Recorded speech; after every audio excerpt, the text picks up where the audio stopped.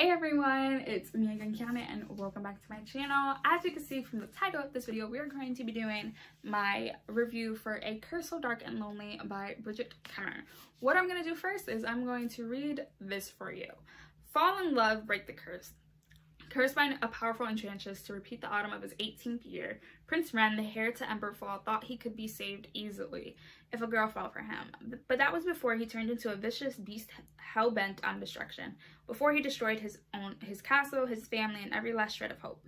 Nothing has ever been easy for Harper. With her father long gone, her mother dying, and her brother constantly underestimating her because of her cerebral palsy, Harper learned to be tough enough to survive. When she tries to save a stranger on the streets of Washington, D.C., she's pulled into a magical world. Break the curse, save the kingdom. Harper doesn't know where she is or what to believe. A prince, a curse, a monster. As she spends time with Ren in this enchanted land, she begins to understand what's at stake. And as Ren realizes Harper is not just another girl to charm, his hope comes flooding back, but powerful forces are standing against Emberfall, and it will take more than a broken curse to save Harper, Ren, and his people from utter ruin. So, I'm going to put this right up here.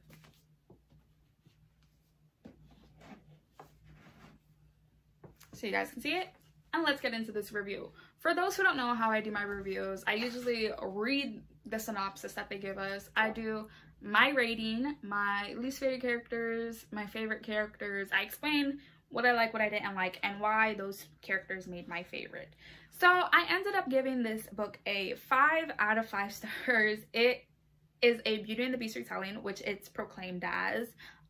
We have the Beauty and the Beast aspect, which I really did enjoy, because sometimes when they say it's a retelling, it's not really a retelling that good. But it is a Beauty and the Beast retelling. I loved the character growth for both Harper and Ren and Gray in this book.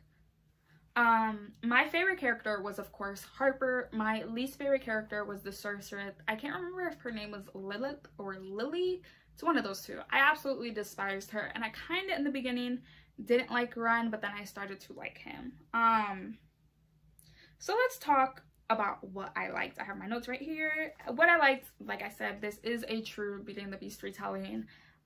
She was taken by Gray, who is the right-hand man to Ren, when she was on the streets, basically being the cover for her brother. She saw Gray trying to take the girl back to Emberfall, and she thought that something else was happening, so she jumped into action, and he ended up taking her. She did get locked away, technically speaking, but after a while, Ren gave her permission to move around the house.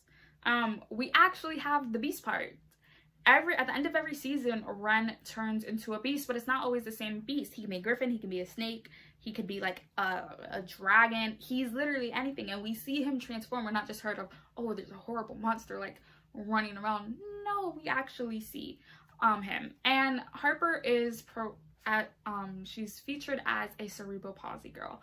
A lot of times in certain novels, girls are given a disability, but it's not really talked about. That is not the case for Harper in A Curse So Dark and Lonely. She explains what cerebral palsy is. She explains how it affects her, and she explains why people look down on her.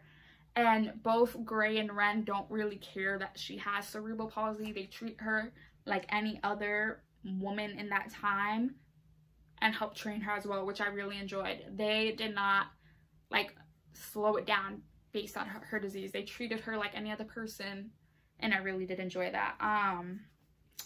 I did enjoy seeing how Harper grew. She is a girl who has come from low income and low housing, and she doesn't really know how to be around all of this. And we see how she's grown from, in the beginning of the novel, she just wants to go home. She doesn't care about Ren. She doesn't care what happens to him or his people. And then towards the end of the novel, we see like how much she really cares and how much she has like risked her life in order to help him. And then we actually had the witch part. In the original Beauty and the Beast, we don't really know that much of whoever cursed the prince. But in this one, she comes and she taunts him. She taunts Harper and everything.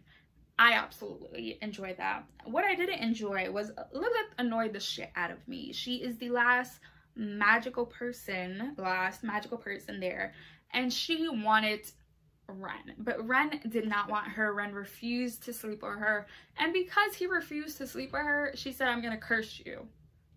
She annoyed the shit out of me, and annoyed me even more when she saw that Ren was starting to like Harper.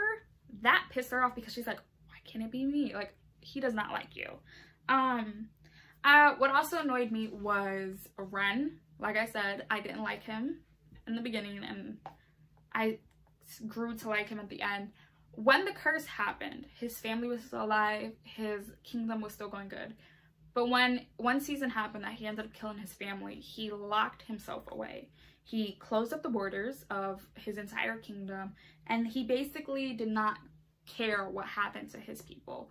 Another kingdom was invading his lands, and he never knew until Harper came 4 years after he was originally cursed, because that was the last time he stepped out of the gates of the castle.